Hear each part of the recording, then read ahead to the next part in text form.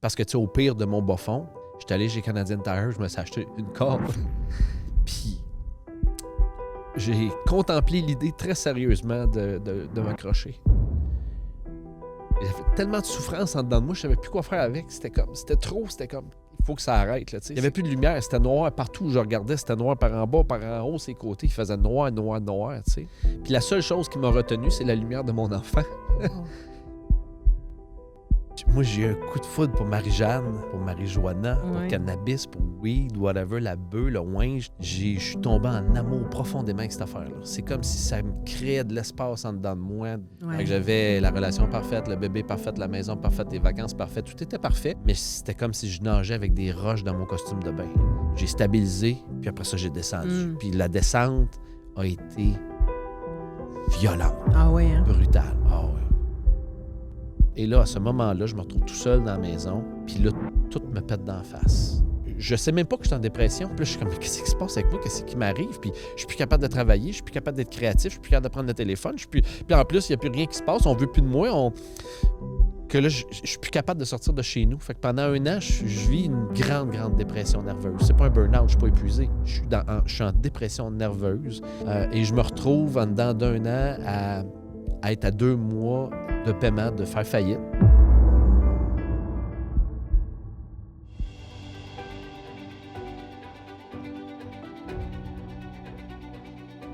Salut mon ami David Bernard.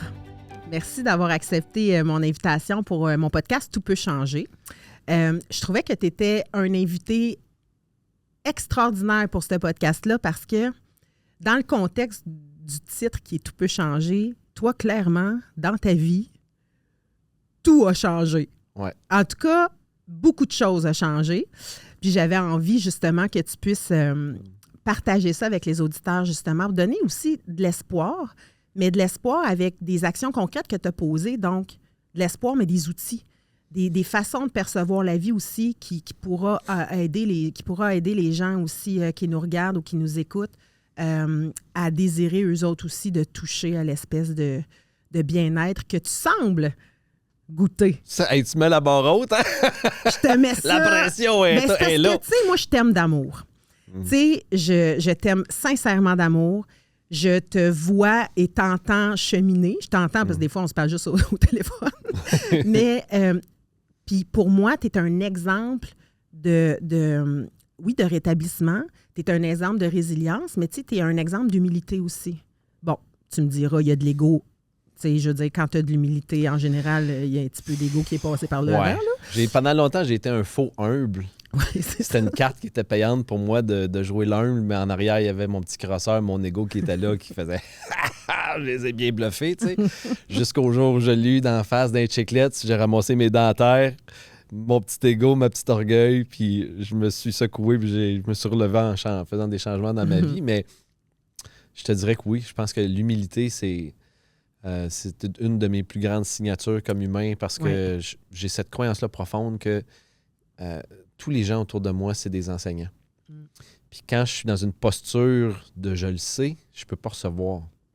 Fait qu'à chaque jour, moi, les gens que je rencontre, juste avec les gars en studio, tantôt, je suis arrivé, je leur posais des questions. C'est une opportunité pour moi de grandir, d'apprendre, d'évoluer. Fait que je suis comme, pourquoi? Tu sais, la règle d'or, c'est t'as 2 yeux, t'as 2 oreilles. Fait que tu devrais écouter puis observer 2 fois plus que tu parles. Pour moi, j'essaie de l'appliquer au quotidien vraiment au maximum. Bon. Oui. Oh, le geste de « on met la table ». On met la table. Alors, tu sais, pour que les gens... En fait, je te vois régulièrement TikTok, Facebook, des capsules, des programmes et tout ça. Donc, la plupart des gens, je suis sûre que dès qu'ils te voient, ils sont en amour avec toi là, par rapport à ce que tu dégages. Bon, ceux qui nous aiment pas, de toute façon, ça, c'est pas important. Mais moi, ce que je veux te dire, c'est que je te vois beaucoup circuler sur les réseaux et tout ça. Tu envoies des messages, tu sais, comment être plus près de l'amour de soi et tout ça. Tu sais, des messages pour aider les gens à se trouver, si je veux dire ça comme ça, là, tu sais. Fait que pour être capable d'enseigner ça, en général, il faut avoir traversé la route qui nous a amenés vers cet amour de soi-là. Son chemin de croix. Exactement. Bon, je sais pas, tu nous raconteras, mais avant toute chose, pour ceux qui te connaissent pas, c'est-à-dire, toi, tu es conférencier depuis plus de 10 ans, je pense. 18 ans. 18 ans? Oui. Ben, c'est ça, plus de 10 ans. C'est ça, plus de 10 ans. Hey, j'approche de plus de 20 ans. C'est Ça me fait halluciner de penser à ça. Ça fait 25 ans que je travaille dans le monde de la communication, à toutes sortes de niveaux. Là. J'ai commencé un parcours en psychologie, ensuite de ça en PNL, acronyme pour programmation neurolinguistique, hypnose, etc. J'ai fait un petit peu du cabinet, du coaching, pour éventuellement commencer à faire de la télévision. Je me suis retrouvé dans une émission qui s'appelait Le Banquier. La valise 26. C'est trouver le lien. Le gars, il s'en va pour être psychologue, puis finalement, il se retrouve à la télé faire Le Banquier. Oui, c'est ça. Alors, des fois, les détours de la vie, mais en fait, c'était le plus beau des détours pour moi. C'était pas un détour, c'était quelque chose qui m'a catapulté. Tu sais, on dit que le maître apparaît quand l'élève est prêt. Mais dans mon cas, le maître, c'était pas une personne, c'était un événement, c'était une opportunité qui était cette émission-là, qui m'a ensuite propulsé dans le monde du show business. Puis j'ai fait plein d'émissions après, là. Sucré-salé pendant 10 ans. Qu'est-ce qu'on attend pour être heureux avec Christine Michaud, District V avec Herbie Moreau. Puis j'ai animé pendant 5 saisons Direction la mer sur les ondes d'évasion. Puis en même temps, moi, j'ai jamais perdu mon objectif de vue qui était de toucher le cœur des gens, la communication, l'humanité. Fait que j'ai commencé à écrire des livres. J'ai écrit 5 livres sur différents sujets. Et je donnais des conférences un peu partout au Québec, en Europe. Et c'est ça. Là, après, ça va faire 18 ans que je donne des conférences, 1850 à peu près là, de données. Pas rien, là. Oui, c'est un parcours. Là, tu es rendu à éventuellement la 4e cohorte de ton programme Prêt pour l'amour. Oui, qui va débuter au mois d'octobre. Puis, dernièrement, tu me disais qu'il y a un livre qui va se publier sous peu. Oui. Mars? Exact, 2024. 2024. Mars 2024, oui. Le titre? Provisoire, ça va être quelque chose autour de la transformation. Et par la bande, un programme s'ensuivrait ou serait... Oui, ça en suivra officiellement aux alentours du mois d'avril. Fait que toi, tu chômes pas, dans le fond. Il faut que je rattrape le temps perdu parce que j'ai chômé pendant une couple d'années dans ma vie. J'étais sur le petit idol, pout. Oh, Hakuna Matata. Yeah, don't worry about a thing. Yeah, because every little thing is gonna be all right. Ouais, non, ça a été ça pendant longtemps. Fait que là, aujourd'hui, c'est comme si j'ai l'impression qu'il faut que je rattrape le temps perdu. Fait que je mets les bouchées doubles. Ben écoute, tu nous amènes sur le terrain, le terrain qu'il faut, en fait. Oui. Tu sais, moi, on va y aller un petit peu par le début, c'est-à-dire que le pourquoi aussi que je pense que tu vas pouvoir aider beaucoup de gens avec ton histoire. Bon, on t'a regardé on a regardé toute ta sphère qui est glorifiée, hein, tout ce qui paraît. Oui, le beau, hein, le brillant, le glossy, le wow, il est bon, il fait tout ce qui touche, c'est Midas, ça se transforme en or, il y a du succès, ça va bien. Puis pendant longtemps, moi, j'ai été très, très bon pour, je me permets l'anglicisme, mais pour milquer ça. Je propulsais, je faisais la promotion sur mes médias sociaux qui étaient quand même tout petits à l'époque, là, mais je faisais vraiment la promotion de ma vie parfaite. Fait que j'avais la relation parfaite, le bébé parfait, la maison parfaite, les vacances parfaites, tout était parfait. Puis c'était pas mal intentionné, ça partait d'une bonne intention d'être validé, d'être aimé, d'être reconnu. Mais derrière ça se cachait mon côté obscur, qui, lui, n'était pas dévoilé. Mais que tu vas nous partager, là. Non, je veux rien savoir de ça. Je parle pas de ça aujourd'hui. T'as dit salut. Hey! Ben oui, c'est sûr que je vais t'en parler tant que tu veux. Qu'est-ce que tu veux savoir? Tu sais déjà tout. C'est toi qui m'as aidé à me rétablir, Seigneur. Puis je suis contente que ça ait fonctionné pour toi puis que ça continue d'aller bien, tu sais, dans ta vie au niveau des dépendances. Mais là, je voudrais pas dire un combat, mais c'est un exercice, c'est une pratique quotidienne. Hein. C'est pas comme ça y est, je suis guéri, je suis plus dépendant. Là. J'aime pas l'étiquette. Moi, tu sais, j'étais un peu là-dessus.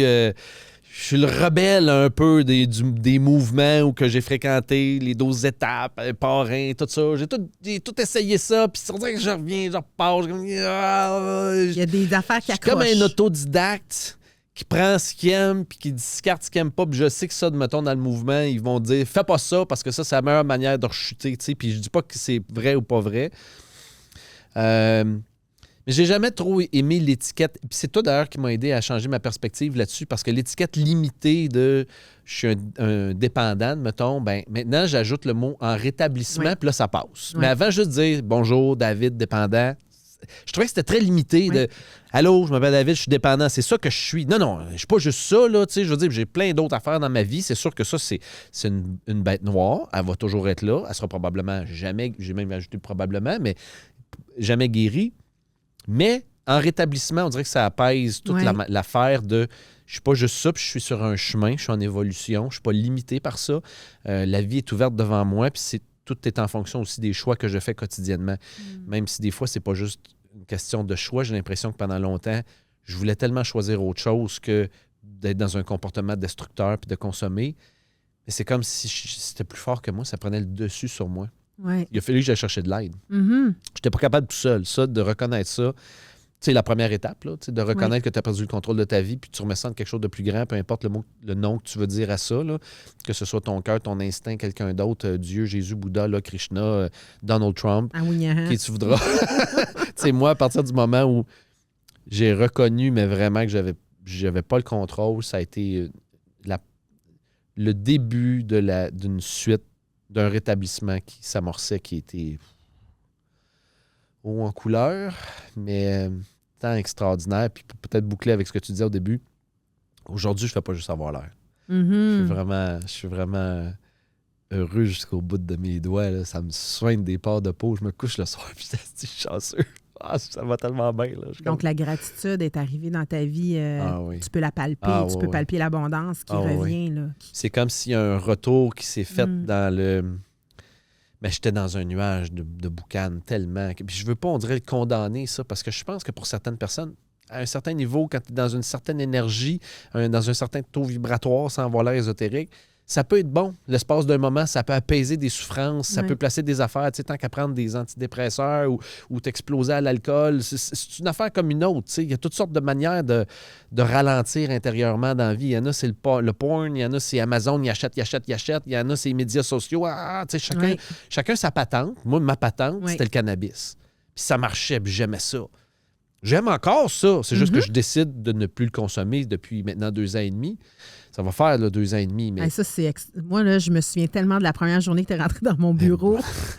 Bro, là, je reviens de loin. Là, on parle de gars. Bro? Oui, c'était quand t'es ma bro, là, girl. Parce que tu sais, non, mais là quand c'est. Pendant des années, personne ne voyait ça. Ils voyaient juste le beau côté glossy, le beau gars mystérieux, porteur de valises, animateur à télé. Mais moi, là, j'étais le champion olympique du wake and bake. Là. Du matin au soir, tous les jours de ma vie, j'étais explosé. Là. Je me levais, je me roulais des joints de 8 pieds, ça dépend. Mon gars, ça rentrait là-dedans. Hey, j'étais de bonne humeur, ça allait bien mes affaires. Mais j'étais tellement engourdi que je mettais plein de choses de côté, mais j'avais cette croyance-là de ça me rapproche de Dieu, puis je me sens léger, puis je suis dans l'éther, c'est le fun, puis je suis créatif, puis je me suis raconté bien des histoires, tu sais. Je dis pas que ça a été que du négatif, il y a eu du positif là-dedans, sinon j'aurais arrêté, ça fait longtemps, mais... Il y a souvent une période, de toute façon, le début, avant de développer la dépendance, il y a l'aspect qui peut être plus plaisir. La façon dont on va le décrire, ça va être que j'ai du fun, mais on n'a pas encore les conséquences. Non, les conséquences, pour moi, sont arrivées beaucoup plus tard. Tu sais, moi, je suis tombé en amour avec ça, j'avais 18 ans. Puis ça a été, comme un coup de foudre, là. Mm-hmm. Dès le premier regard, là, ça te chatouille dans les culottes. Là. Tu dis, moi, j'ai eu un coup de foudre pour Marie-Jeanne, pour Marie-Joanna, pour cannabis, pour weed, whatever, la bœuf, le ouin, je t'appelle ça comme tu veux. J'ai eu un coup de foudre pour cette plante-là, que tu peux dire médicinale, hallucinogène, psychotrope, peu importe, parce qu'aujourd'hui, elle commence à être un peu puissante qu'elle était, là, plus puissante qu'elle était. Je suis tombé en amour profondément avec cette affaire-là. C'est comme si ça me créait de l'espace en dedans de moi, dans ma contraction de... J'ai toujours eu une grosse carapace de protection envers le monde externe parce que je pensais... Pendant longtemps, j'ai eu cette croyance-là que le monde dans lequel j'évoluais était dangereux. La réalité était dangereuse. Aussitôt que je sortais de chez moi, je me sentais en menace, en survie, en hypervigilance. Quand tu es en hypervigilance tout le temps, là, ça te draine le système, tu es fatigué. Fait que quand tu rentres chez vous, là, tu veux descendre. Fait que oui, tu peux faire de la méditation, du yoga, du breathwork, mais fuck that, man. Moi, je voulais avoir quelque chose qui allait aller plus vite que ça. Moi, j'appelais ça mon raccourci pour ralentir vite. OK. Fait que pas besoin de méditer pendant 20 minutes, là. 2 puffs, mon homme, puis t'es wouh! T'es ralenti, t'es calme, tu te sens dans le moment, tu te sens aligné, enraciné, les chakras sont dépoussiérés. C'est ça que je me racontais. Oui, ça, c'est important de le dire, c'est ce que tu te racontais. Parce que j'ai l'impression aujourd'hui, j'ai la certitude que je les encrassais solides, puis je faisais des trous dans mon corps énergétique. Je vais le dire de même, pour pas faire peur au monde qui sont très rationnels, pragmatiques, agnostiques, athées. Là, on va pas rentrer dans l'ésotérique, mais aujourd'hui, j'ai cette croyance-là profonde que j'ai affecté énormément mes capacités, mon potentiel, ma drive, que j'ai fait la paix avec ça, mais j'aurais pu... À un moment donné dans ma vie, là, j'avais la possibilité de me propulser dans la stratosphère professionnellement parlant, mais c'était comme si je nageais avec des roches dans mon costume de bain. Fait que, de par le fait que j'avais un certain talent que le créateur m'a donné, mais aussi beaucoup de travail, j'ai monté, j'ai stabilisé, puis après ça, j'ai descendu. Puis la descente a été violente, Ah oui, hein? brutale. Ah oui. Ça ressemblait à quoi?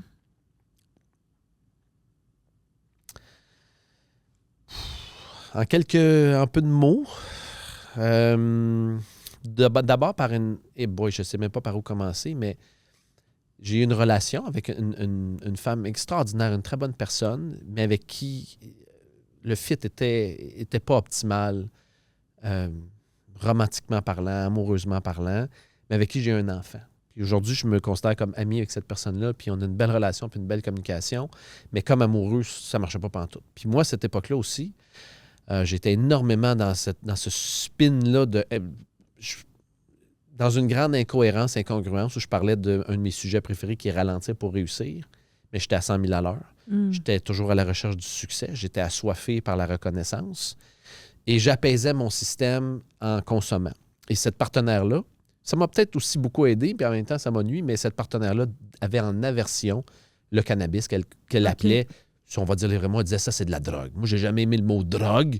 Je trouvais que c'était lourd, puis je trouvais que c'était pas nécessairement... J'aimais mieux une plante médicinale que de la drogue. Ça déculpabilise aussi. Ça me déculpabilisait. Fait que moi, j'aimais pas ça qu'elle dise ça, mais elle détestait tellement ce produit-là que j'en suis arrivé avec le temps à me bâtir des stratégies pour consommer en cachette. Alors, j'ai commencé à mentir. Puis je consommais beaucoup en cachette. Fait que tout était prétexte à me sauver pour consommer. Fait que c'était soit que j'allais promener le chien, marcher avec le chien dehors, soit que je me cachais dans le sous-sol, écouter un film dans mon cinéma maison. Puis là, j'allais dans la dernière chambre d'invité dans le sous-sol, j'ouvrais la porte, puis là, ça ne fait pas être juste avec un joint, parce que ça allait sentir, il fallait que ce soit à la pipe. Puis, Okay. c'était tout était stratégique. là, je te parle de mon dark side. Alors, tout ça pour dire qu'après 4 années de vie commune, moi, je suis en train de chuter parce que je suis pas heureux dans la relation. J'engourdis ce je suis pas heureux-là avec encore plus de consommation en cachette, en mensonge.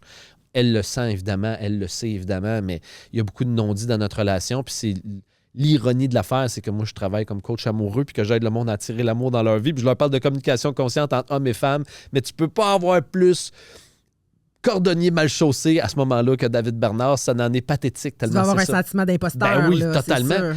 Mais c'est fou comment tu peux t'engourdir là-dessus, puis ça, il y a bien des affaires qui ne devraient pas passer, qui passent. Dans mon cas, c'est ça qui arrive. Jusqu'au jour où, longue histoire que je ne passerai pas, mais on décide de se séparer d'un commun accord. On se sépare. Et là, à ce moment-là, je me retrouve tout seul dans la maison. Papa 1 semaine sur 2. Puis dans ma semaine tout seul, là, je suis vraiment seul avec moi-même.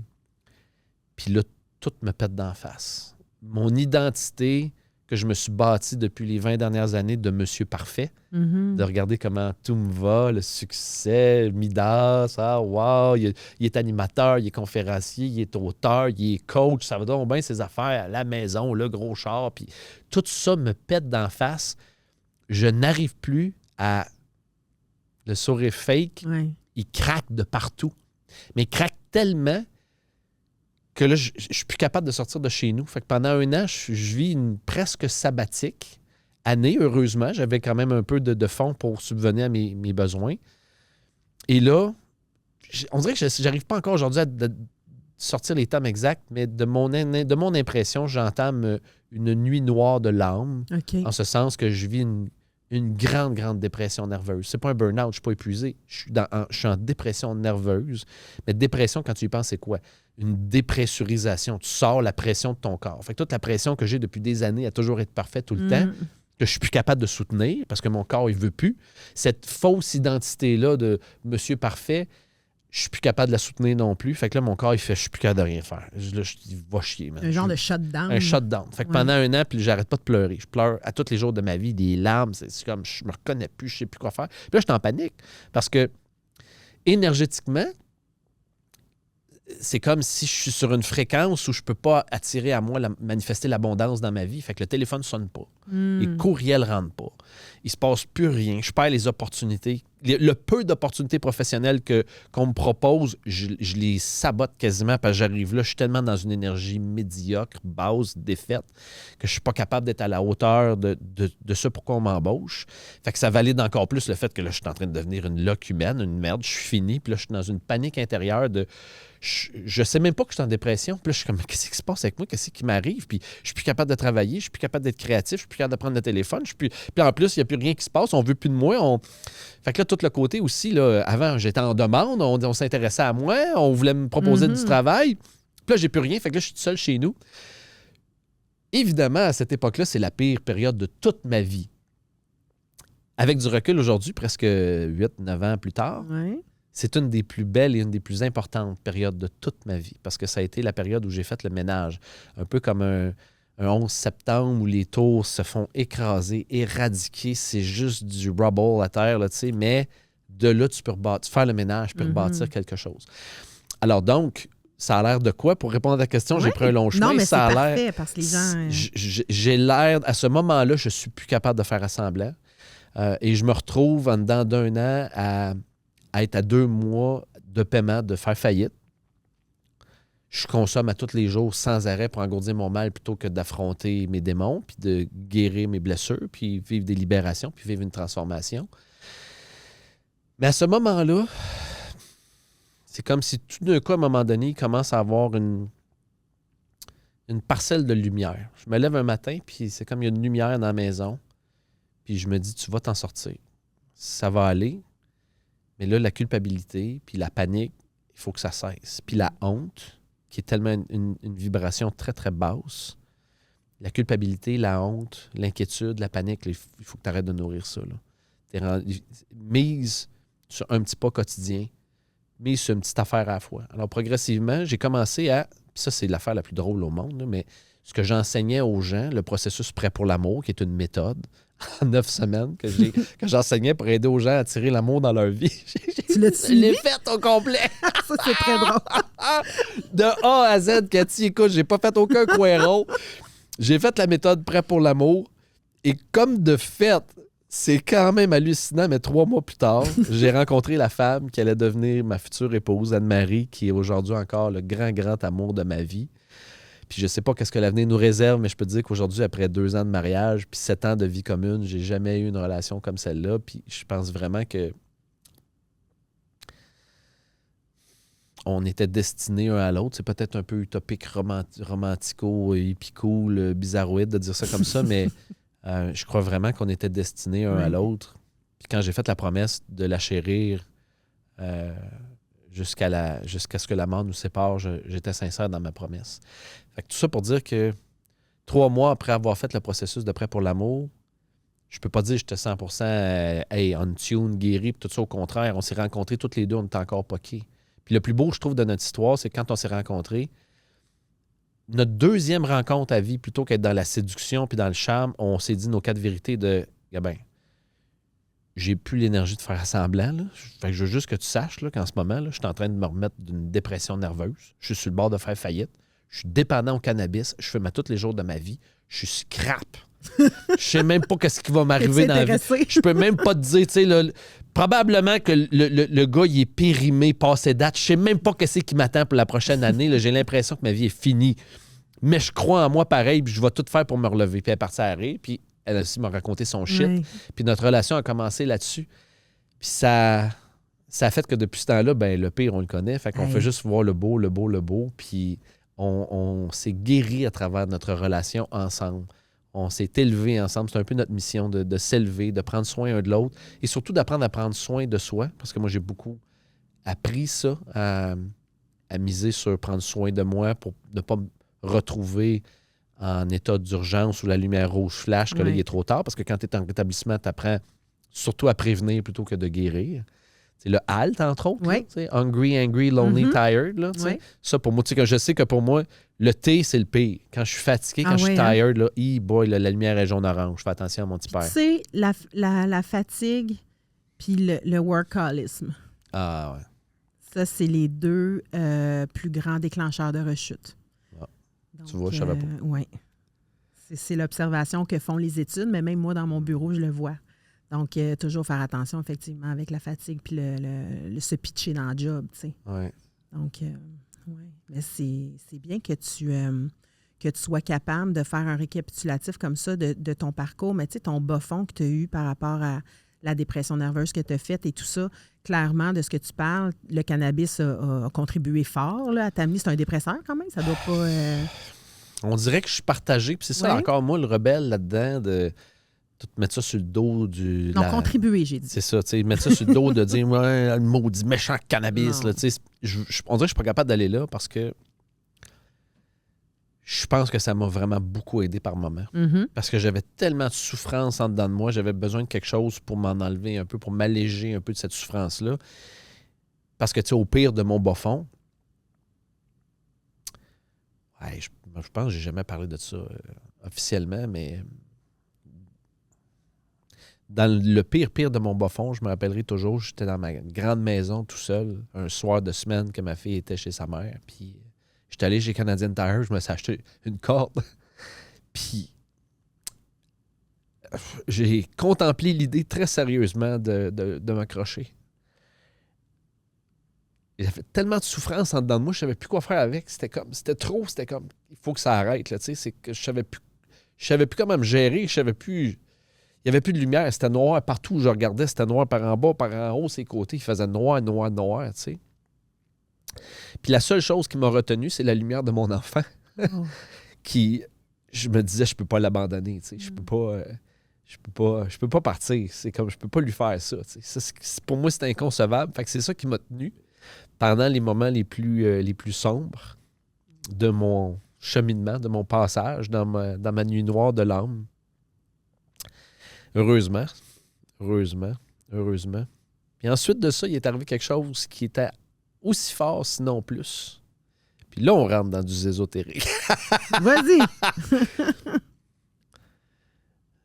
J'ai ressenti une présence en moi et autour de moi si forte et si puissante qui me disait sans que j'entende nécessairement les mots, ça va être correct. Tu vas t'en sortir, ça va bien aller.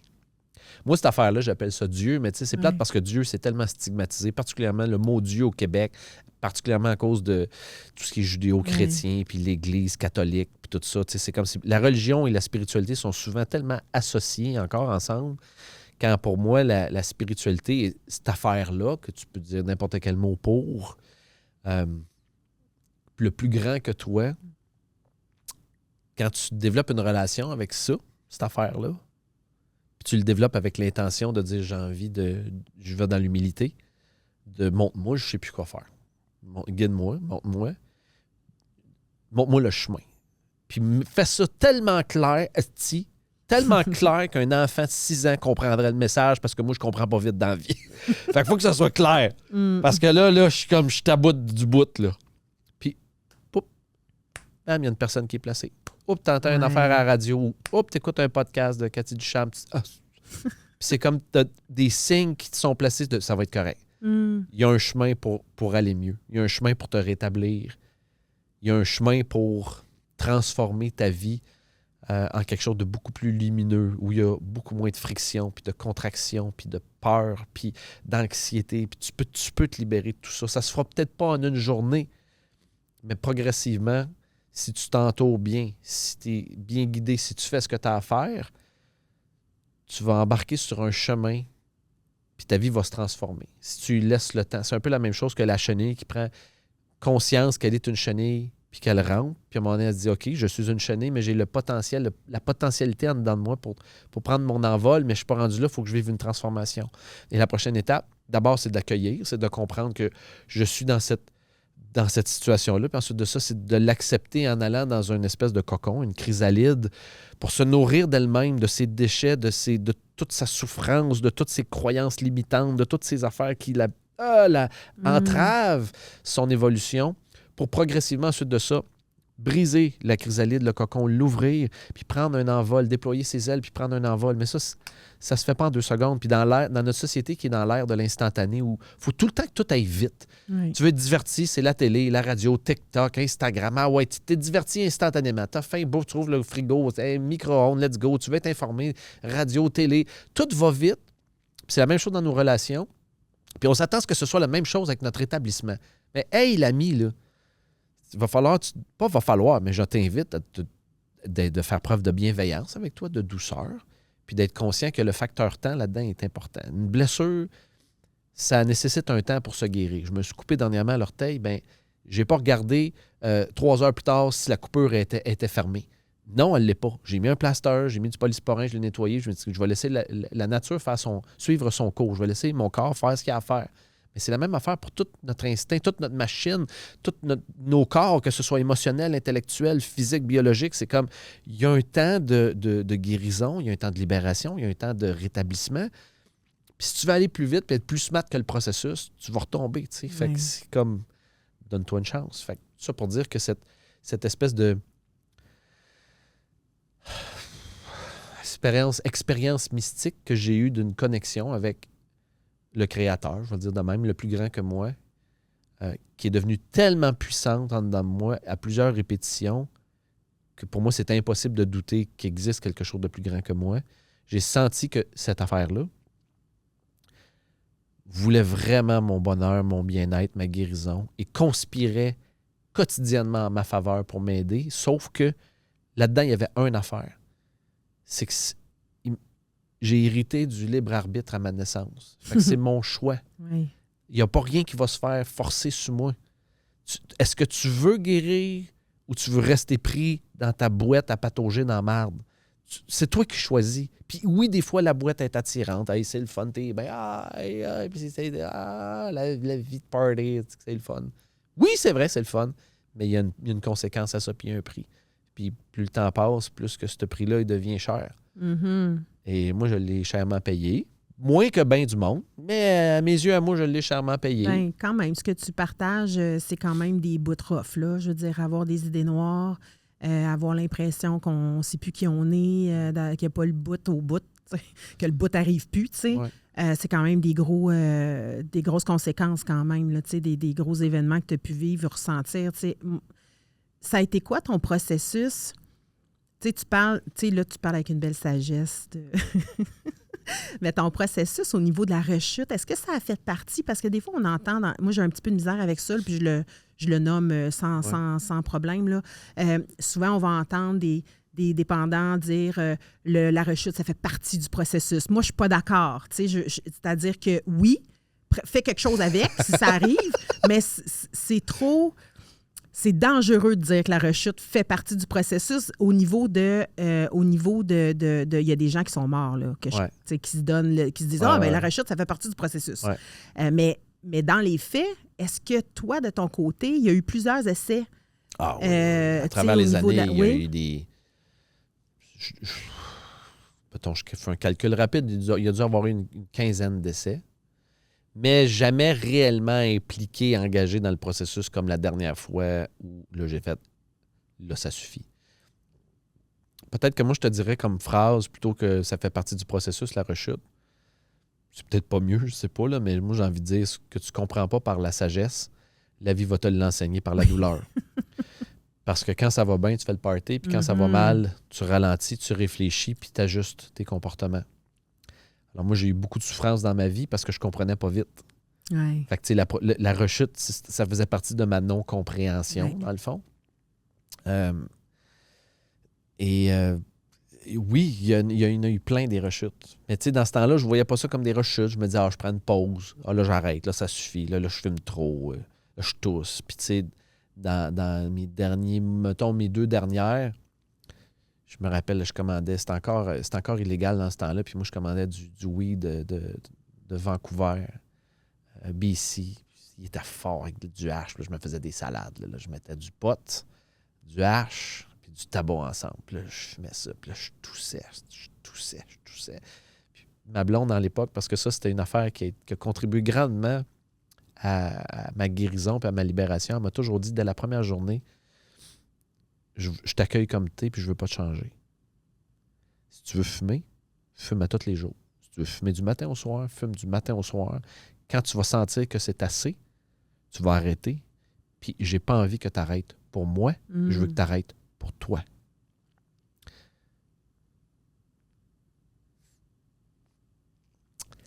Ouais, ça m'a beaucoup, beaucoup aidé. Paradoxalement, au début, ça a fait que j'ai fumé comme je voulais, c'est-à-dire beaucoup, jusqu'au jour où j'ai fait le style, là, ça va faire. Là, j'ai assez fumé.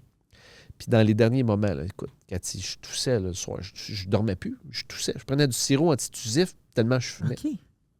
C'est grave, pareil. Hein? Je le dis, tu sais, comme on a chacun nos histoires. Oui. Tu sais, je pense à Jasmin qui a un Bessic Frésinette aller chercher de l'alcool, du vin au dépanneur. Tu sais, je me dis, puis je pense à lui, puis je l'aime tellement. Puis je me dis, Jasmin, c'est un de nos amis en passant. Qui l'a eu dur avec l'alcool. Qui l'a eu dur, lui mettons. aussi, c'est ça, Ouais. mettons. Puis moi, tu sais, dans mon pire, là, c'était rendu là. Puis c'était rendu mon pire. Mon pire, je te l'ai raconté, mais ma suite de pire, parce que ça a été le fond du baril, mais ça a continué après parce que j'étais quand même encore dépendant, puis j'étais pas encore prêt à me guérir. Fait que là, je me suis remis tranquillement. C'est comme si la rencontre de ma partenaire, ça m'a donné le goût. Mais pendant un an, là, j'ai fait OK, là, je vais tranquillement essayer de me remettre sur pied. Puis je me suis remis sur pied à recommencer à travailler tranquillement, puis tout ça, mais j'étais encore vraiment dans mon vice de consommateur, puis même plus que jamais. J'ai joué ma carrière tellement de fois là, comme conférencier. Là. Je fumais une demi-heure avant d'embarquer sur scène. Okay. J'allais fumer dehors, là, me mettais du parfum, me mettais du Clear Eyes, un petit peu de Catch Zone. Ah ouais, let's go, ça va bien aller. Puis c'est paradoxal, pas paradoxal, mais c'est quand même intéressant parce qu'il y a plein d'humoristes, de comédiens, entre autres américains. Ils fument sur scène quasiment, ils vapotent sur scène, puis ça les met dans un état. Puis c'est pour ça que je peux pas condamner l'affaire, parce qu'il y en a pour qui ça amène quelque chose, puis ça m'amenait quelque chose aussi, mais moi, ça faisait pas ça. Moi, ça faisait que j'arrivais sur scène, les cartes étaient mélangées dans le jeu de cartes en esti, là. Puis là, j'avais pas ma paire, là, je cherchais mes affaires, puis tu sais, je me rappelle une fois je suis allé en France, je suis devant 500 personnes, puis là, je suis en sevrage. Puis moi, j'avais le sevrage difficile. Il y en a qui... Je sais pas si c'est comme ça pour tout le monde, mais moi, le sevrage du cannabis était violent. Là. La première semaine, là, je devenais les yeux cernés, verts, la peau vert, blanchâtre. Je transpirais toute la nuit, des sudations. Puis ça pouvait... Si je disais, OK, je vais continuer mon sevrage, ça pouvait durer 2-3 semaines que j'étais dans un état épouvantable, dépressif, anxieux. Il y a un shutdown puis un reset de ton système hormonal puis de juste évacuer tout ça qui est accumulé dans ton corps. Et moi, c'était violent. Fait que là, imagine, je m'en vais en France. Puis juste pour te dire, là, avant de prendre l'avion, j'étais à Pierre-Éliott Trudeau à l'aéroport, puis j'étais en train de puffer juste avant d'embarquer. Juste avant d'embarquer dans l'avion. Puis là, je m'en vais à l'avion, puis j'arrive là-bas, tu sais, puis j'étais en décalage horaire. J'ai pas faim. Puis là, je commence à avoir le sevrage qui embarque. Là, tu sais. Je me suis retrouvé devant un public français, 500 personnes. Puis là, tu sais, ça fait, à ce moment-là, ça doit faire, je sais pas, 14 ans, 13 ans que je donne des conférences. Je suis habitué, j'en ai fait des shows. Je me suis retrouvé devant Bercy, 10 000 personnes, le Zénith, 5 000 personnes. Tu sais, c'est pas mon premier rodéo. J'en ai fait des barbecues. Puis là, je me retrouve devant ces 500 personnes-là. Ça fait 5 minutes sur le stage. Je gèle. Je suis plus capable de parler. Un blanc, là, un noir, là. Je vois plus rien, je comprends plus que c'est. Je suis pas capable de parler. Il a fallu que je débarque de scène. OK. Il a fallu que je débarque de scène. C'était. Cette journée-là, je suis retourné dans ma chambre d'hôtel. Je me suis mis à genoux, j'ai commencé à prier, puis j'ai dit, mon Dieu, il faut que tu m'aides. J'ai perdu le contrôle. Ça a été ma plus longue stretch. J'ai fait 6 mois. OK. J'ai rechuté. C'était 6 mois-là que tu disais, là. Puis j'ai rechuté après. OK. Pour plein de raisons. Puis là, j'ai recommencé pendant une couple de mois encore. Puis après ça, là, ça a fait OK, là ça suffit. Là, c'est ça. Qu'est-ce que tu veux dans la vie? Là? C'est quoi que tu veux? Il y avait l'amour de la plante d'un bord, puis l'amour du buzz. Puis l'autre bord, il y avait le désir d'être à la hauteur de la mission de vie que j'avais choisie, qui était d'être un messager d'amour, de joie, d'espoir, un porteur de lumière. Puis tu peux pas être un porteur de lumière puis jeter de l'eau sur le feu sans arrêt. Dans mon cas, c'était ça. Ouais. Je dis pas que c'est ça pour tout le monde, mais moi, c'était... Tu peux pas être un porteur de lumière qui brille, mais tu es tout le temps sur le dimmer à baisser la lumière. Fait que j'ai eu à faire un choix. Et c'est là où je me suis engagé et j'ai entamé une démarche, dont entre autres avec toi, pour vraiment me rétablir puis embarquer sur ce chemin-là. Ça va faire 2 ans et demi que je n'ai pas consommé de cannabis. Ça devient plus facile avec le temps. Ça devient plus facile, mais tu sais, moi, on en a déjà parlé. Moi, j'ai un deal avec moi-même qui est fuck all poétique, que n'importe qui dans le mouvement dirait « Ben voyons donc, ça n'a pas de bon sens, puis tu peux pas faire ça. » Mais moi, je voudrais quelque chose qui fonctionnait pour moi. Parce que si je dis le pour toujours, mais ça, c'est, je le sais, le pour toujours, ça ne marche pas, c'est un jour à la fois. Fait que là, moi, arrêtez pour toujours. Ben non. Oublie ça, ça me veut rien savoir de ça. Hey, pour toujours. Toi, tu vas me dire que je vais mourir, je n'aurai plus jamais cette buzz-là dans ma vie. C'est hors de question. Non. Non. Hey, c'est la fin du monde demain matin, là, puis il annonce qu'il y a un astéroïde. Là. Moi, je vais m'acheter un baguette de weed. Là, puis qu'à la fin, tu te rends compte que c'est un canular. C'est ça. Je vais avoir eu un bon buzz pendant un petit moment, puis on s'y remet. On se rétablit. Fait que le pour toujours ne marche pas. Et le un jour à la fois marchait pas plus pour moi. Parce que à la fin de ma journée, je disais, bon, j'ai fait mon jour. Le lendemain, je disais, hey, c'était hier le jour à la fois. C'était hier le jour. Fait qu'aujourd'hui, là, c'est mon tour. Fait que le un jour à la fois ne marchait pas, puis le pour toujours ne marchait pas. Fait que ce que j'ai trouvé qui fonctionne pour moi en ce moment, c'est que j'ai pris une entente avec moi-même que le jour où je vais considérer avoir accompli ma mission de vie et que je vais me retirer de mes actions professionnelles, que je vais arrêter de travailler, que je vais prendre ma retraite, ce jour-là, je me donne la permission de réévaluer la situation et de dire, OK, tu as fait tout ce que tu avais à faire. Parce que, tu sais, je n'étais pas non plus en train de me détruire à... Bon. Oui, puis non. Là, c'est le petit crosseur qui embarque, là, puis il est en train de. Mais c'est intéressant, les gens vont se reconnaître. Ouais.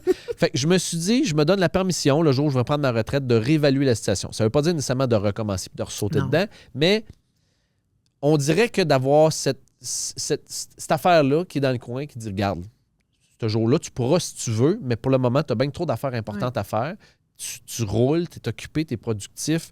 La vie te sourit, parce que ça aussi, on peut en parler d'à quel point ma vie, elle a réouvert grand depuis mon rétablissement, que ça tient quasi du miracle à tous les niveaux. Pour le moment, c'est non. Quand je prendrai ma retraite, on verra, mais pour le moment, c'est non et je m'y tiens. Puis je suis heureux, épanoui, joyeux là-dedans, puis ça me va comme entente avec moi-même. C'est ce qui est important, en fait. Ça fonctionne. Exact. Trouve ce qui marche pour toi. Moi, ça marche. Oui. Si tu prends la phrase de quelqu'un d'autre et elle ne te va pas, tu vas être frustré. Exactement. Puis il y en a qui vont dire, ouais, mais là, finalement, je vais prendre ma retraite 10 ans plus tôt. Je vais vivre dans un toit et demi, je n'aurai pas une scène, mais tu sais, je vais pouvoir, tu sais, trouve ce qui marche pour toi. Moi, ça marche pour moi. Puis je suis heureux avec ça, puis je suis en paix avec ça. Fait que pour le moment, c'est ça. Puis ça, hey, écoute, là, il y a un mois de ça, je suis allé travailler, donner une série de conférences à Lyon, en France. Puis ensuite de ça, mon épouse et moi, c'est ma partenaire. Ça fait drôle quand je dis mon épouse, hein, mais ma partenaire Anne-Marie puis moi, on est allé se prendre une vacance d'une semaine à Barcelone, en Espagne. Et puis, j'ai été mise au test, hein, solide à part de ça. Parce qu'à Barcelone, là, il y a des cannabis shops à tous les coins de rue dans le quartier gothique. Là, puis c'est là qu'on avait notre hôtel. C'était merveilleux, c'était beau. Ta blonde, elle faisait-tu des petits cacas nerveux? Avais-tu peur? Les 2 premiers jours. Oui, hein? Oh, les 2 premiers jours, elle m'a regardé. Mais puis le pire, c'est qu'elle faisait des cacas nerveux juste en projection parce que moi, j'étais solide, raide comme une barbe. J'ai dit, t'as même pas besoin de stresser. Je te l'ai dit avant ma retraite, c'est non. Tu n'as même pas besoin de stresser. Et puis écoute, ça sentait le pot partout, là, partout. Ça t'a pas, tu sais, je m'en parlais comme ma fille Trigger. Ça t'a pas déclenché à l'intérieur de toi?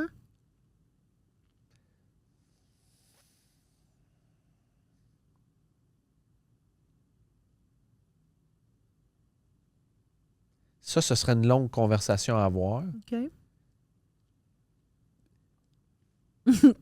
Dans le sens que j'ai pris le moindre mal des deux. C'est-à-dire que moi, j'ai une relation avec l'alcool qui est définitivement beaucoup moins toxique, mais qui est quand même présente.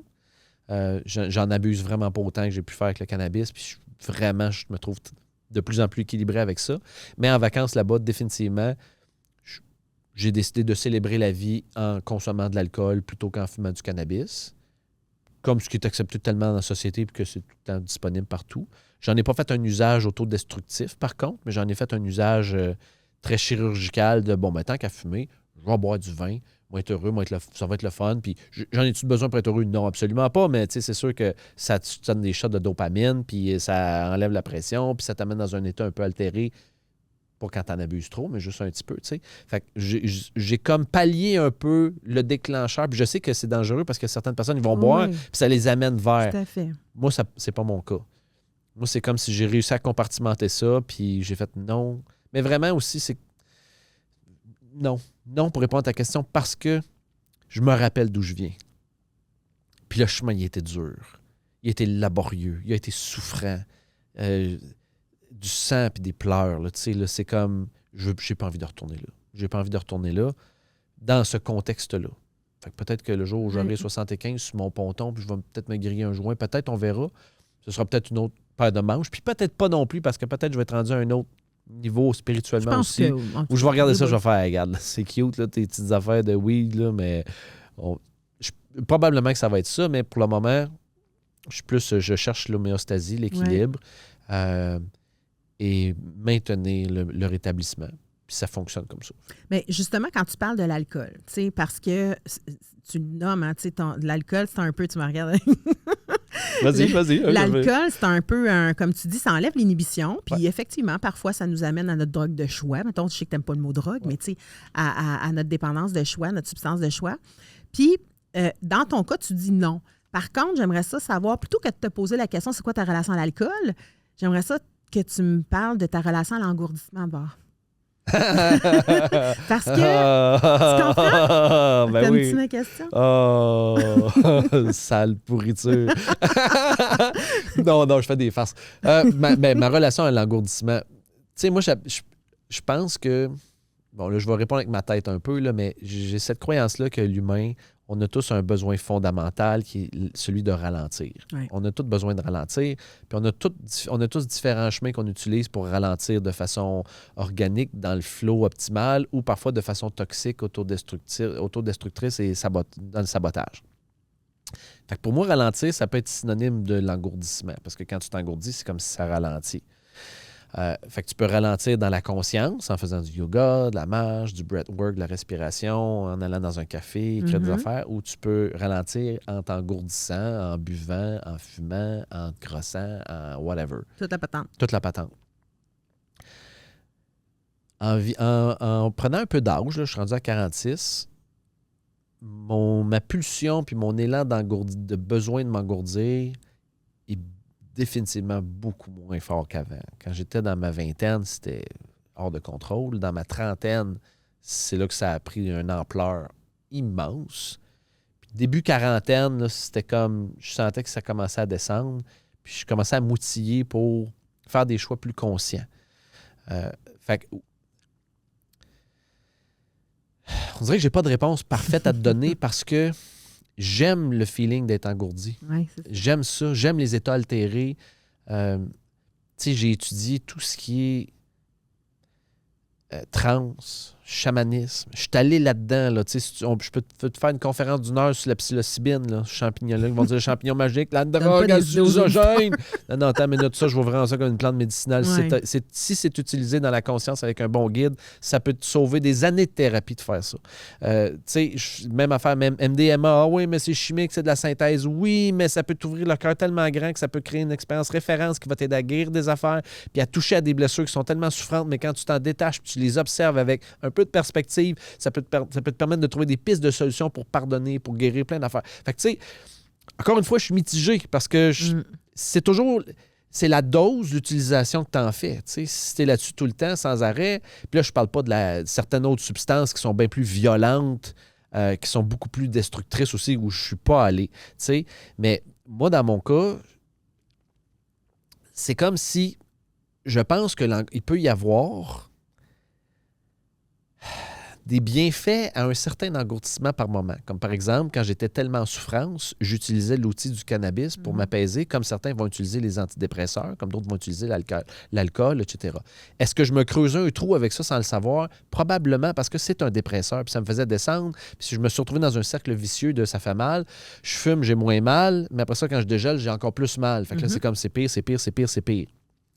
Fait que je suis comme un peu partagé. Ça crée un peu un... C'est pour ça que c'est important que les gens entendent que l'idée, c'est surtout de demander de l'aide. Parce que de le faire par soi-même avec un joint ou avec un verre d'alcool, ça risque de ne pas aider. Dans les faits, tu parles de ce que je comprends. En tout cas, c'est que tu parles que sur le moment, ça l'aide, dans le sens où tu es engourdi, justement. Ça crée de l'espace. Ben oui, ça te permet de respirer. Sauf que tout ça s'accumule par la bande en dessous, puis l'anxiété, puis tout ce qui vient avec. Mais donc, c'est illusoire et c'est... Encore là... mais c'est correct, là, on jase. Parce que c'est comme si tu pourrais dire, ouais, mais c'est pas vrai, ou c'est illusoire, ou c'est généré chimiquement parlant, whatever, c'est pas comme ça, exemple, tu médites. Ouais, mais dans le moment, dans ta réalité, c'est ça que tu vis. Ça, mettons que moi, j'ai eu des prises de conscience extraordinairement puissantes sous l'effet de la psilocybine qui m'ont permis de guérir des affaires dans ma vie, qui m'ont permis de pardonner dans ma vie. Puis tu vas dire, ouais, mais là, t'as pris un champignon, puis c'est ça qui te l'a amené. C'est ça que j'ai de l'air quand je te parle? Non, vraiment pas, au contraire. Mais tu sais, moi, dans ma réalité, qui est subjective, parce que notre réalité est toujours subjective, parce qu'on a tous une réalité imaginaire qui est notre réalité réelle dans notre tête, mais il y a la réalité extérieure réelle et notre réalité imaginaire, puis on en a tous une qui nous est unique, propre à chacun, qui est bâtie de nos croyances, nos valeurs, nos filtres. Mais moi, dans cette réalité-là, prendre ça m'a amené à ouvrir des affaires, prendre conscience de certaines choses qui étaient possibles, que je pensais pas qu'ils étaient possibles avant. Fait que ça m'a aidé à guérir des choses. Est-ce que c'est pour tout le monde? Probablement pas. Est-ce que si tu étais recontracté dans le contrôle, je te suggère de faire ça? Probablement pas. Tu vas pogner un méchant débuzz, pas le fun, parce que la plante, elle va te secouer le pommier, puis elle va te passer le tamis là-dessus, puis tu vas trouver ça plate puis souffrant. Ça peut peut-être être une bonne chose aussi, mais bon, je me perds un peu dans l'explication pour dire que j'ai un rapport avec l'engourdissement qui est délicat, en ce sens que je pense que toute ma vie, je vais aimer ça. Oui, tu es un dépendant. Je suis un dépendant. D'accord de dire oui, ça? Ben oui. En rétablissement. Je suis un dépendant en rétablissement. Puis c'est la même chose avec l'amour. Tu sais, je peux me perdre dans l'amour. Je suis un amoureux de l'amour. J'aime ça. Que ce soit le cannabis, l'alcool. Puis je pense que les plus belles expériences viennent dans la sobriété. Pas l'abstinence, mais la sobriété. Oui. L'abstinence, c'est que tu as vraiment envie, tu te retiens. La sobriété, c'est que tu fais un choix différent pour ta vie. Ça, mettons, comme dernièrement, j'ai fait 2 mois, j'étais abstinent de l'alcool. Je n'étais pas en sobriété, mais j'étais abstinent. Les 2 premières semaines, je ne ferais pas ça le fun parce que j'étais en détox d'alcool. C'est pas parce que j'en consomme tout le temps ou à tous les jours. Je ne suis pas un gros consommateur. Ça va être 1 fois, 2 fois par semaine, admettons. Mais je me sentais quand même mon corps en détox d'alcool, de la rush de dopamine que tu as quand tu prends ça, la légèreté que tu as, le côté grégaire qui arrive. T'avais-tu un sevrage aussi psychologique? Parce que souvent, c'est le fait de savoir qu'on n'en prendra pas qui nous gosse. Oui. Mais ça, je suis en train de réapprendre toutes sortes de manières de faire sans. Puis quand je suis arrivé en vacances à Barcelone, là, j'ai recommencé à en prendre. Ça a été comme mon déclencheur qui m'a amené là. Fait que tu sais, je pense que c'est du cas par cas pour chacun. Oui. Moi, personnellement, j'ai une relation qui est délicate où je dois m'observer puis je dois faire attention de j'aime ça m'engourdir, mais il y a un prix à l'engourdissement. Il peut y avoir des bienfaits, des affaires, des bonnies à ça, mais il peut aussi y avoir un prix cher payé si tu te perds là-dedans, comme moi, si tu as la fibre du dépendant. Fait que soit dans la conscience de tout ça, de devoir aller, puis à un moment donné, ça revient un peu pour boucler avec le début, fais des choix. Parce que c'est ton libre arbitre que tu dois exercer de qu'est-ce que tu veux. T'sais. Puis si t'es plus bien, puis si t'es malheureux là-dedans, puis ça, j'ai fait du meeting quand même un peu, là, puis c'est une affaire que je trouvais tellement beau dans tous les meetings, je l'entendais, des petits meetings de 8 personnes comme des gros meetings de 200-300. T'es pas tout seul. Mm-hmm. T'es pas tout seul. Puis si ce qui se passe, c'est plus ça que tu veux, là, tu peux le changer, mais commence par demander de l'aide. Oui. Parce que tout seul, tu y arriveras peut-être pas. Puis moi, pendant longtemps, j'étais dans l'ego de j'étais un autodidacte. Tu vas être capable tout seul. Capable tout seul. Le jour où j'ai fait, OK, j'ai vraiment besoin de quelqu'un qui m'aide pour m'enseigner des outils, me montrer quelque chose que je sais peut-être pas encore. Tu sais, tu peux pas en vouloir à quelqu'un de pas savoir ce qu'il sait pas. Il le sait pas.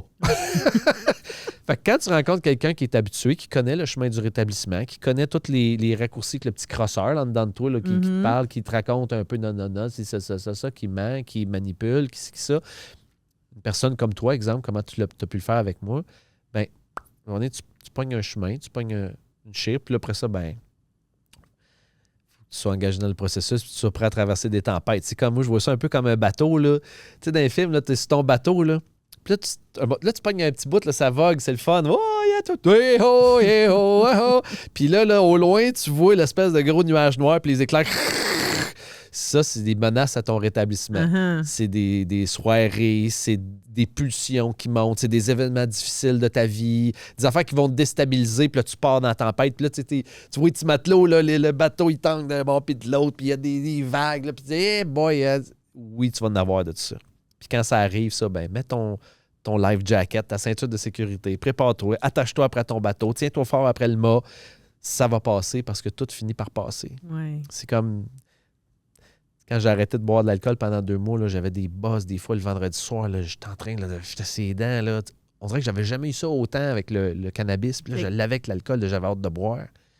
Puis là, j'attendais, mais ça prenait 20 minutes, une demi-heure, ça passait. Ça passait. Fait que, tu sais, les tempêtes, ils passent, que ce soit... Puis là, vient les enseignements d'un jour à la fois. Puis si un jour à la fois, c'est trop long, ben une heure à la fois. Ouais. Puis si c'est pas 1 heure, ça peut être 1 minute. Tu sais, je vais faire 1 minute, puis c'est dommage bizarre que tu dis là. Non, mais attends, ça marche. On va faire 10 minutes. Dans 10 minutes, peut-être, genre, on verra. Tu sais. Puis 10 minutes plus tard, c'est encore, regarde, une petite demi-heure. Puis là, à un moment, tu te rends compte qu'il est rendu 7 heures le soir, 8 heures le soir. Tu dis, 8 heures, tu sais. Je me couche à 10. Tu sais, il est rendu 9 heures. Je me couche dans 1 heure. Ça vaut plus la peine. On verra demain. Ça m'a beaucoup... ça m'a aidé. Puis, j'aimerais ça. C'était super intéressant parce que, dans le fond, tantôt, on a commencé, dans le fond, avec les dividendes. Ouais. On a commencé le podcast avec ça, tu sais, les dividendes. Donc, ta belle-femme est extraordinaire. Je l'ai rencontrée. Ta fille aussi, qui s'épanouit dans la vie. Et tu sais, moi, je la vois aussi un peu. Tu poses des trucs sur elle. Je la trouve merveilleuse aussi, avec ses petits TikTok. Je trouve ça cute. Ta carrière... Comment tu voudrais terminer le podcast? Dans le sens où, par rapport à ça, là, les dividendes et tout ça, les gens qui nous écoutent, qui sont peut-être en train de dire « Aïe, ça me ressemble, j'ai peut-être besoin d'aide. » ou tu sais. Le côté d'amener un peu de lumière, d'espoir à ces gens-là, mais en même temps de garder la réalité présente, comment ça se vit un rétablissement au quotidien quand tu as 2 ans et demi? C'est ça, en 2 ans et demi, tu disais tantôt, 2 ans et demi de rétablissement, d'abstinence, de sobriété avec le cannabis. Comment tu, au quotidien, que tu dois... Y a-tu des zones où est-ce que tu dis, je dois toujours être vigilant à ça, parce que ça, c'est une de mes fragilités que je dois garder en tête. Tu sais, comme moi, j'en ai plusieurs. Je suis une dépendante, même si je vais super bien. Je suis en rétablissement, mais je sais qu'il y a des zones faciles dans ma vie qui m'amènent en ivresse mentale, qui me donnent de la fragilité, qui fait que je deviens comme un peu folle. Là, tu sais. Toi, y a-tu des zones conscientes que les gens qui nous écoutent pourraient dire « OK, oui, on peut se rétablir, mais c'est pas tu parlais de guérison au début, on ne guérit pas. » Non, c'est pas guéri. Qu'est-ce que tu peux dire aux gens qui nous écoutent sur le rétablissement? Ça a l'air de quoi, le rétablissement? À quoi faut que toi, tu sois le plus alerte pour ne pas retomber, pour prendre soin de toi, continuer d'être dans ta recherche d'équilibre? C'est une grande question, comme un peu Christian Bégin là, à 2-3 volets. Oui, c'est ça. Tu sais. Il y a plein de réponses qui sortent. Une que j'aime, qui sort spontanée, que j'ai entendue de la bouche de mon ami Jasmin Bergeron. Aujourd'hui, j'ai plus les moyens de me mettre dans une situation où je suis en danger.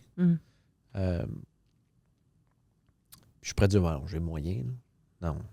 Il ne faut pas que je me rende à être fragile. Assez, ça me tombe vert, jaune, rouge.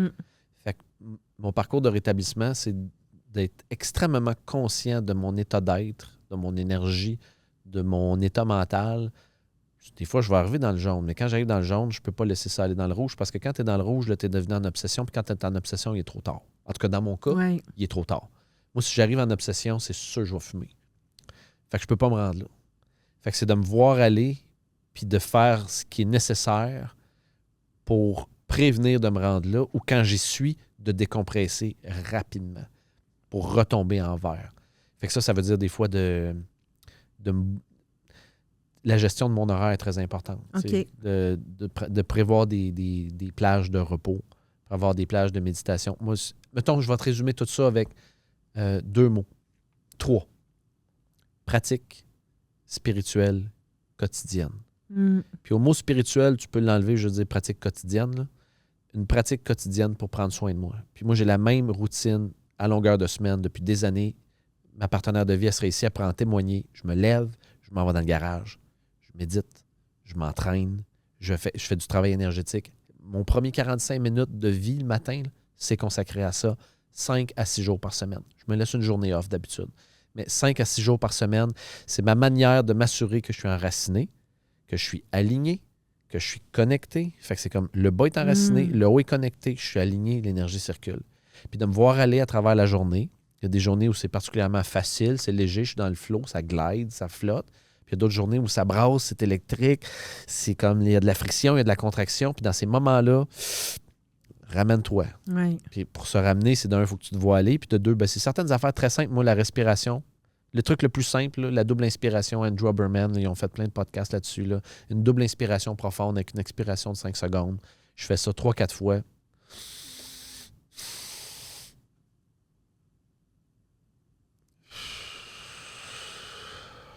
Je fais ça à répétition. Là. Très efficace. Puis tu sais, pour conclure, ce que j'ai envie de dire, c'est que de l'autre côté de la noirceur, de la souffrance, de la peur, de l'anxiété, de l'inquiétude, de l'autosabotage, de tout ce qui peut amener un comportement destructeur de consommateur. De l'autre côté de tout ça, quand il y a un choix, il y a la lumière, il y a la paix, il y a la joie, il y a la vie qui s'ouvre devant toi puis qui t'offre des cadeaux, des récompenses, de l'abondance. J'en suis un témoignage vivant de tout ça. De recommencer à croire en ta bonne étoile, que ça se peut. Puis que si tu es prête à faire l'effort, parce qu'il y a un effort, oui, il y en a un. C'est pas gratuit. Il y a un prix à payer, il y a un sacrifice. La moitié d'avoir ce que tu veux, c'est savoir ce qu'il faut que tu lâches. Oui. Ça, c'est le sacrifice. Mais si tu es prête à faire le sacrifice, la suite pour toi, après la transition difficile, oui, ça va être une pratique quotidienne, mais la suite sera grandiose. Je t'en fais la promesse. Mon bel ami David, t'es beau. Merci d'avoir accepté de partager un grand bout de ton histoire. Puis, quand même, hein, j'avais jamais fait ça autant. C'est extraordinaire. Un grand merci à toi, puis je suis convaincue que ça va toucher plein de cœurs. Ça me fait plaisir. Merci. S'il y en a qui veulent en savoir plus, ben, c'est davidbernard.ca, programme prêtpourlamour.com, mes médias sociaux, David Bernard partout, là, Instagram, TikTok, Facebook, YouTube, je suis partout. Mais on l'a nommé au début en plus, puis ça va être écrit à la fin du podcast. On va tout mettre ça en ligne. Merveilleux. Les gens vont avoir accès à toi, puis je suis sûre que tu vas avoir des demandes. Pas en mariage, je suis marié. Merci à toi. Bienvenue.